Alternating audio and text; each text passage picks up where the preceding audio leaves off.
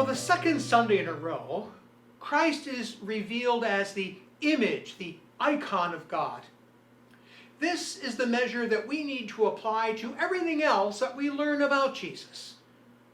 The readings today reiterate the point to make sure that we have grasped it, that through Christ, God has given us the light of true knowledge, and is to be found not in the essence or the identity or any such abstraction, but in the actual, real, physical person of Jesus. Rather like John the Baptist a few weeks ago in our gospel stories, Paul goes against the grain, against the inclination to grasp at status and power. Rather, he insists that we preach not ourselves, but Christ. It is the strongest possible counter to a culture that says it's all about me. It's also a counter to a culture where we are worried about hierarchies. Paul could have said, I preach Jesus Christ and I have been appointed as his chosen mouthpiece. But instead, he teaches us that the true preacher is the one who is lowest on the ladder of status. He says, we are your slaves.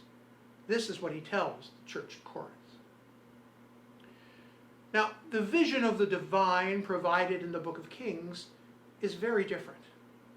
Instead of transforming the meaning of being divine by exalting a human being, it transforms the very meaning of being human in the first place by drawing a mere mortal human being into the realm of the divine. It is a masterpiece of storytelling, especially if we don't worry too much about the geography, the logic of the journey that Elijah and Elisha make as they make their way. One view of how to tell a story is to surprise the audience with an unexpected plot twist. That's the stable of most television shows, things like Line of Duty or Law and Order. Another looks more naive, but is actually more subtle. And that is to share with the audience the secret of what is about to happen. That's what the author of Kings does. He makes a point of telling his audience that the day of Elijah's departure is at hand.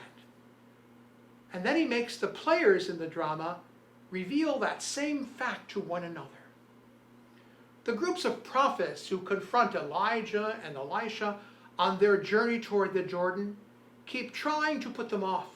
They take it as a given that the day of one's death is something to be avoided at all costs. On another level, this is a story about succession.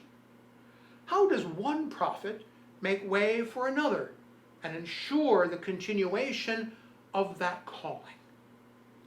Elisha assumes the mantle of Elijah, giving rise to that English expression, assuming the mantle, that is so familiar to us and to many others who maybe have never heard of either prophet Elijah or the prophet Elisha. Elisha's cry, the chariots of fire, the chariots of Israel and its horsemen, prompts a few questions as well, not the least of which is whether there is one chariot or several. Going by ancient Jewish scholars, we know that it is an honorific title for Elijah as the protector of the nation.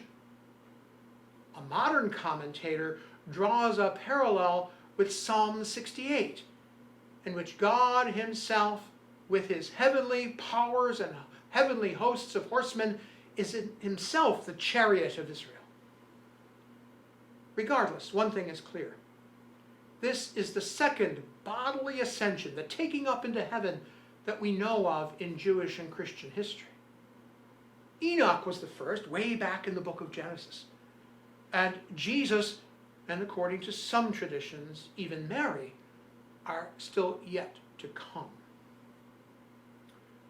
The lectionary, the readings appointed for the day, particularly this Gospel of the Transfiguration for this Sunday, help us to focus our attention on the true person of Christ, not on the good man only or the divine Son only, but on both.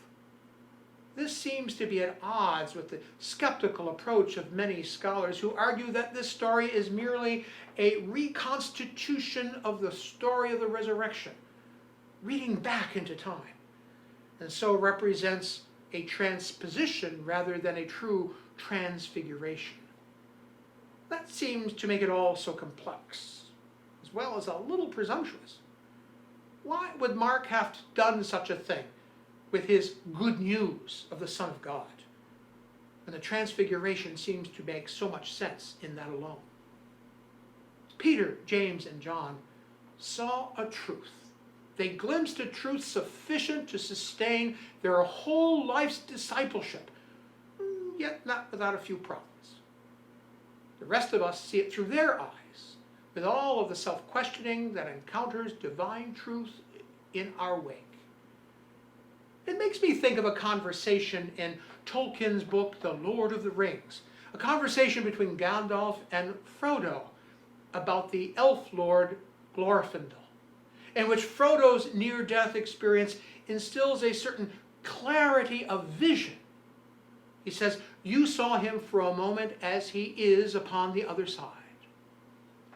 Whether or not this echo was intended by Tolkien, who himself was a devout Catholic, shows us that we can see people only with the vision that we possess at any given moment in time. That teaches us that we should never assume what is on the surface is the real or the whole person. We should never take a book simply by its cover. That's what the first disciples did. They weren't so sure who Jesus was. And when he appeared there with Moses and Elijah, they were in a quandary. They were frightened, we are told. They didn't know what to do. And so they did the first thing that came to mind. They wanted to build a monument. But Jesus tells us that's not what's important. Building a monument to a memory is not what's really important. What's really important is that we get about the business of the mission of God. And so that's what confronts us on this day. We ourselves are given the mantle of Jesus. Like Elisha succeeded Elijah, so we as the disciples of Christ succeed in the mission of Jesus. We are the ones now responsible for carrying that mission forward into the world. And we do so because we begin to see who Jesus really is. As it has been said, the Son of Man and the Son of God. Truly God and truly man. This is who Jesus is. And we don't study it in a book, but rather we experience it like Peter, James, and John, as we see it for ourselves, as we see it by the power of the Spirit, as we see the truth. As we prepare ourselves then for our Lenten journey a few days from now, let us decide for ourselves that we want to make ourselves ready to see the truth of Christ all around us and deep within us. If we do that, then we will be rightly prepared to celebrate the great Alleluia at Easter. For the good news of Jesus will be alive again in us.